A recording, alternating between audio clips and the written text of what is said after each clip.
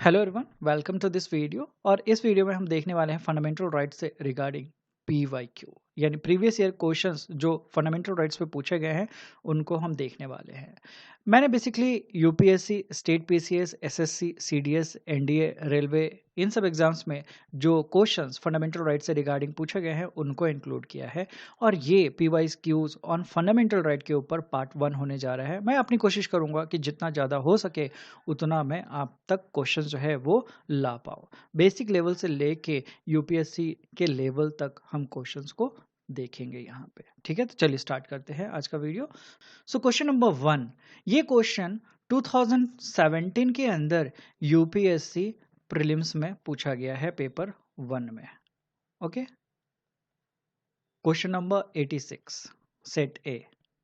Okay, so पहला question कह रहा है right to vote and to be elected in India is fundamental right. Right to vote जो है वो क्या एक फंडामेंटल राइट है, या ये नेचुरल राइट है, या कॉन्स्टिट्यूशनल राइट है, या फिर लीगल राइट है? तो इसका करेक्ट आंसर क्या है? Right to vote and to be elected in India is a constitutional right. Official answer key के अंदर भी आपको यही आंसर मिलता है। ठीक है, so question number 2, which of these is not included as fundamental right in the Indian Constitution? Indian Constitution में इनमें से कौन सा fundamental right के रूप में नहीं दिया गया है? पहला है right to freedom of speech. तो जी ये फंडामेंटल राइट के रूप में दिया गया है इंडियन कॉन्स्टिट्यूशन में, इसलिए ये हमारा आंसर नहीं होगा। Then right to equality before law, तो ये भी हमें फंडामेंटल राइट के रूप में दिया गया है, इसलिए ये भी आंसर नहीं है। राइट टू कॉन्स्टिट्यूशनल रेमेडी, ये भी एक फंडामेंटल राइट मेंशन किया गया है under article 32 of Indian constitution, इसलिए ये भी हमारा आंसर नहीं होगा। तो करेक्ट आंसर क्या है? Equal wage for equal work. ये जो है ये हमारा करेक्ट आंसर है, बिकॉज यहाँ पे नॉट यूज किया गया था और उसके हिसाब से क्वेश्चन पूछा गया। And right to equal wage for equal work जो है ये डीपीएसपी के तहत फॉल होता है, ये फंडामेंटल राइट के तहत फॉल नहीं होता है। ये आपको मिलेगा under article number 39 clause D of directive principles of state policy. Then question number 3, which of the following can a court issue for enforcement of fundamental rights? यानी फंडामेंटल राइट का अगर हनन हुआ हो तो उसके इन्फोर्समेंट के लिए कोर्ट जो है वो क्या इशू कर सकते हैं, क्या इशू करते हैं? क्या वो डिक्री इशू करते हैं? डिक्री का मतलब क्या हो जाता है? अ फॉर्मल जजमेंट और order of a court determining the right of parties in civil case. तो क्या डिक्री जो है इशू किया जाता है in case of breach of fundamental right by courts? तो जी नहीं। देन एंड ऑर्डिनेंस, तो ऑर्डिनेंस क्या होता है? तो ऑर्डिनेंस ये एक टेम्पररी लॉ होता है जो सरकार के द्वारा बनाया जाता है, तो ये कोर्ट के द्वारा इशू किया जाता है क्या? तो जी नहीं।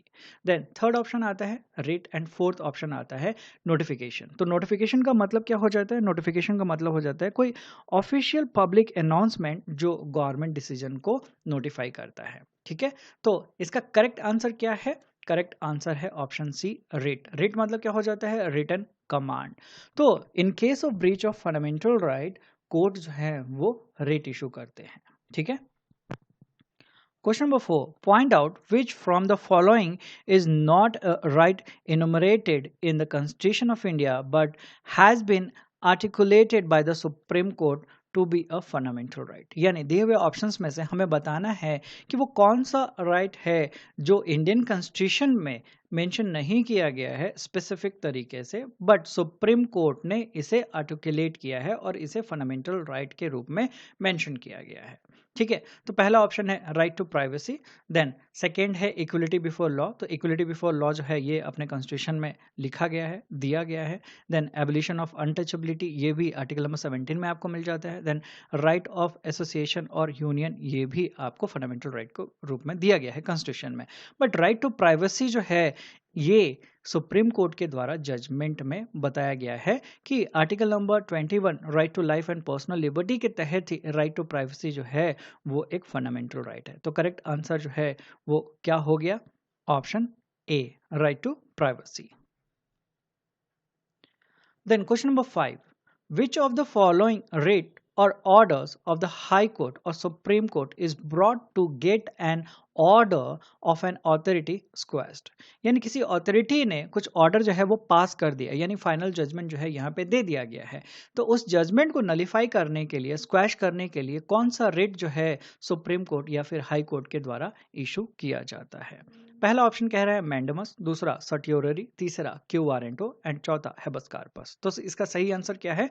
सर्टियोररी। सर्टियोररी रिट तब इशू किया जाता है जब अथॉरिटी ने ऑर्डर जो है पास कर दिया हो, फाइनल जजमेंट जो है वो पास कर दिया हो, और उस जजमेंट को नलीफाई करने के लिए, नल एंड वाइड करने के लिए, उसको कैंसिल करने के लिए हाई कोर्ट या सुप्रीम कोर्ट जो है वो सर्टियोररी रिट इशू करती है। ठीक है। So question number 6, civil equality employees. Option A कह रहा है equality before law, option B equality of opportunity, option C equal distribution of wealth, option D equal right to participate in the affairs of the state. तो इसका सही answer क्या है? इसका सही आंसर है equality before law. Equality before law जो है वो एक सिविल राइट हो जाता है।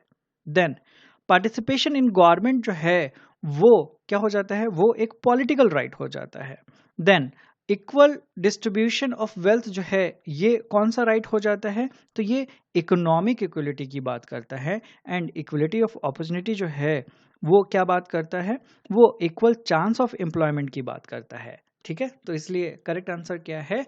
ऑप्शन ए।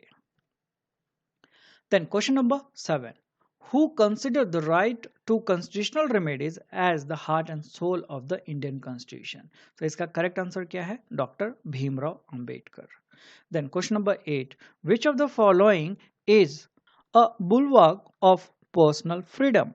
इसका मतलब क्या हो जाता है? इसका मतलब हो जाता है स्ट्रॉन्ग प्रोटेक्शन।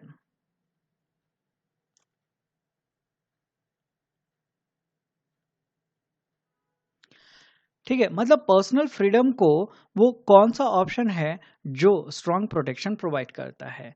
तो इसका करेक्ट आंसर क्या है? Habeas corpus writ. Habeas corpus writ जो है वो पर्सनल फ्रीडम को एक स्ट्रॉन्ग प्रोटेक्शन प्रोवाइड करता है फंडामेंटल राइट के अंदर।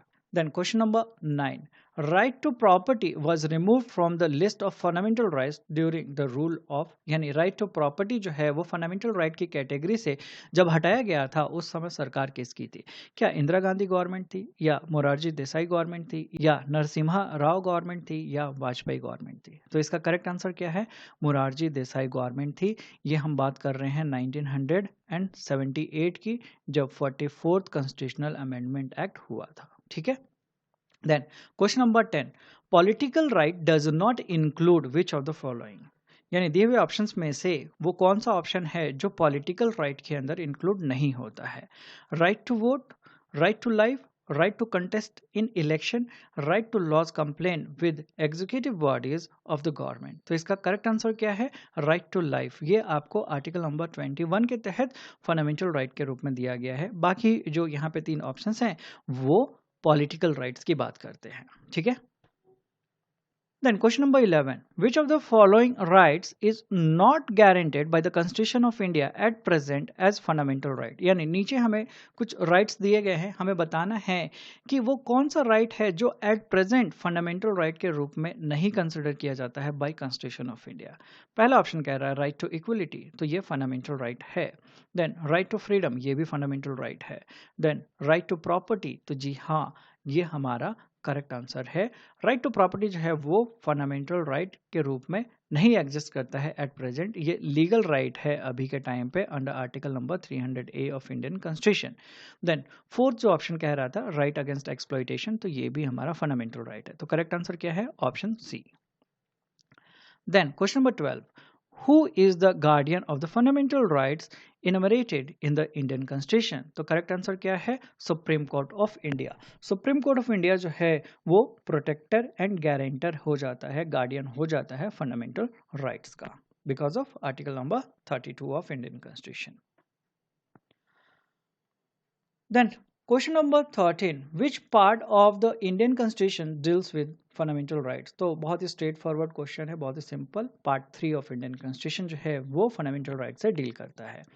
Question number 14, which constitutional amendment deleted the right to property from the list of fundamental rights? यानी किस कॉन्स्टिट्यूशनल अमेंडमेंट एक्ट के द्वारा राइट टू प्रॉपर्टी को फंडामेंटल राइट की कैटेगरी से हटा दिया गया है? तो वो कौन सा अमेंडमेंट था? 44th कॉन्स्टिट्यूशनल अमेंडमेंट एक्ट, जो कि 1978 में हुआ था। तो बहुत बार क्वेश्चन ये पूछ लिया जाता है कि 44th कॉन्स्टिट्यूशनल अमेंडमेंट एक्ट जो है वो कब हुआ था, या फिर 1978 में कौन सा कॉन्स्टिट्यूशनल अमेंडमेंट जो है वो हुआ था। तो आपको याद रखना है 4 + 4 जो है वो हो जाता है 8, इसीलिए 1978। देन 42nd जो कॉन्स्टिट्यूशनल अमेंडमेंट एक्ट हुआ था वो भी एक इम्पॉर्टेंट अमेंडमेंट है, इसलिए आपको इसका भी ईयर जो है वो याद रहना चाहिए। तो ये कब हुआ था? 1976 के अंदर। 4 + 2 क्या होता है? 6, इसलिए यहाँ पे आपको 6 दिखेगा। 4 + 4 क्या होता है? 8, इसलिए यहाँ पे 1978। तो इस तरीके से ये आपको याद रखना है। देन आज का लास्ट क्वेश्चन हम देख लेते हैं। आर्टिकल्स और फंडामेंटल राइट्स को मैच करना है। So article number 14 right to equality, तो जी ये सही है। Then article number 22 right of a person under detention, तो ये भी सही है, आर्टिकल नंबर 22 में मेंशन किया गया है। Then article number 25 right to freedom of religion, ये जो पॉइंट है ये भी सही है। Then article number 32 right to constitutional remedies. तो यहाँ पे सारे जो ऑप्शंस हैं, सारे जो आर्टिकल्स हैं, वो फंडामेंटल राइट्स के साथ सही तरीके से मैच किए गए हैं, इसलिए हमारा करेक्ट आंसर क्या हो जाएगा? ए 1 2 3 4।